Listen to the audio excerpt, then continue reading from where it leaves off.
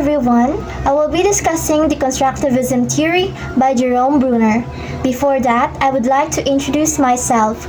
I am Marvels V. Magbanma from the BS Ed English 1A. So here are the learning objectives. At the end of this lesson, students are able to define the Constructivism theory of Jerome Bruner, distinguish Bruner's main concept of Constructivism theory, and describe the development of the child's ability to represent knowledge. Before we proceed to the theory, let us first know who proposed it. The one who proposed the Constructivism theory was Jerome Seymour Bruner. He was an American psychologist. Born on October 1, 1915 in New York, he was the first proponent of the Constructivism theory.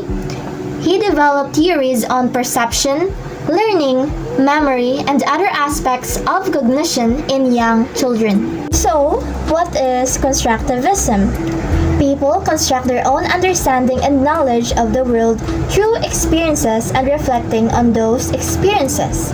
It is an epistemological belief about what knowing is and how one comes to know. Bruner believed that learning is an active process.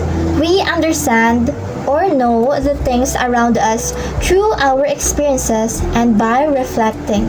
For example, when we are kids, we are naturally curious about the things around us. So, while our mother is cooking inside the kitchen, she will always remind us not to play nor touch the fire. So, since we are naturally curious about things, we tend to touch the fire. Thus, we get injured. So, through this experience, we now understand that fire can hurt us. When we say epistemological belief, it is the theory of knowledge of what knowing is by means of making sense or understanding our experiences, and how one comes to know is discovering or reflecting. Do you all understand what Constructivism is? If so, let us proceed to Bruner's main concepts. We have here the representation of knowledge, spiral curriculum, discovery learning, and lastly, the categorization. This is the first concept of Bruner, which is the representation of knowledge. This is represented and organized through different modes of thinking. The first one is the enactive representation, then the iconic representation, and lastly, the symbolic representation. Enactive representation is the knowledge that is stored through action. For example, when a child shakes a rattle, it makes a noise or a sound. If he or she will shake it again, the child is going to expect the same sound through his or her experience. For the second mode, which is the iconic representation, it is based on image. Learning through images. This happens when the child is 1 to 6 years old. This is when the learners can recall visual images or pictures. For example, when they are told to draw a shape like a heart, the child will visualize an image of a heart that they saw on a picture book. Thus, they will try to draw it. The last mode of representation is symbolic. This is language-based, learning through abstract or symbols. This happens when a child is at the age of 7 onwards. This mode or stage is the most advanced form of representation. For example, they can easily do a problem solving for a math problem using a formula. Another example is they can now describe the law of gravity through using mathematical formulas once again. We are now in the second concept of Jerome Bruner, and this is the spiral curriculum. So, its ideas are presented in repeated learning opportunities over time and are organized from simple to complex. It examines the relation to one another.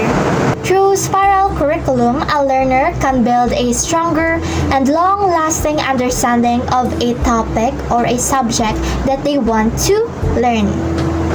As you can see in the picture, a spiral forms at the very bottom from smaller, and it expands to a much more larger size.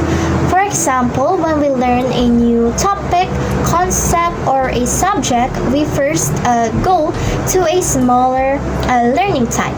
For example, when we are in kindergarten, does anyone still remember that we first learned the alphabets, right?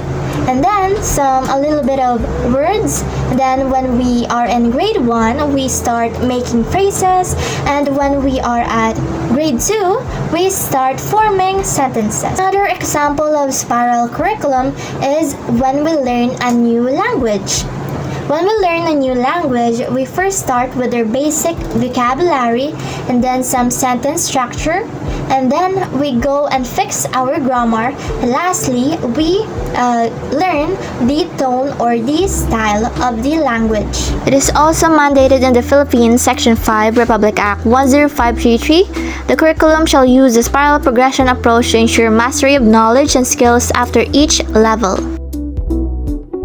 We are now on the third concept of Bruner's Constructivism theory, which is the discovery learning. It refers to obtaining and constructing knowledge for oneself. Students construct their own knowledge for themselves, and it is also known as constructivist approach. From the word discovery, the students are the ones who are discovering, learning, exploring, or experimenting by themselves. They are not being taught by their teachers or anyone. We are now on the last concept of Jerome Bruner's constructivism theory, and it is categorization. It includes perception, conceptualization, learning, decision-making, and inferences. It has 3 kinds of categories. The first one is the identity categories. It includes objects based on their attributes or features. It focuses on the unique properties that give something its identity within a category. For example, a Chihuahua, a Chow Chow, a German Shepherd, a Golden Retriever, an Ascal, they are all identified as a dog because it has fur, 4 legs, a tail, it barks, and it is a mammal. The second category is the equivalent. It is centered on similar features, include guidelines for combining category. Also, it is about treating different items as the same in a certain context even if they look or appear different. For example, a chair, stool, and bench are all places to sit, though they look different. Thus, they are equivalent in functions. The last kind of category is the coding system. It is to be aware of sensory feedback and higher cognitive functioning. For example of coding system is the word dog. This is a code representing the category of all dogs. Because if you see a golden retriever, you will say that's a dog. If you see a Persian cat, you will say that's a cat. So, they are the category or a type of dogs. Another example is the symbols like the addition, subtraction, multiplication, and division. They all are representations of the mathematical operations. Bruner's ideas have been influential in curriculum development. Lesson planning and differentiated instruction have evolved over the past several decades. This helps engage learners in their knowledge acquisition and allows educators to adapt instruction to meet diverse learner needs. Hope you all learned something new. Thank you for listening. Take care, everyone. I hope you all are safe. Bye-bye.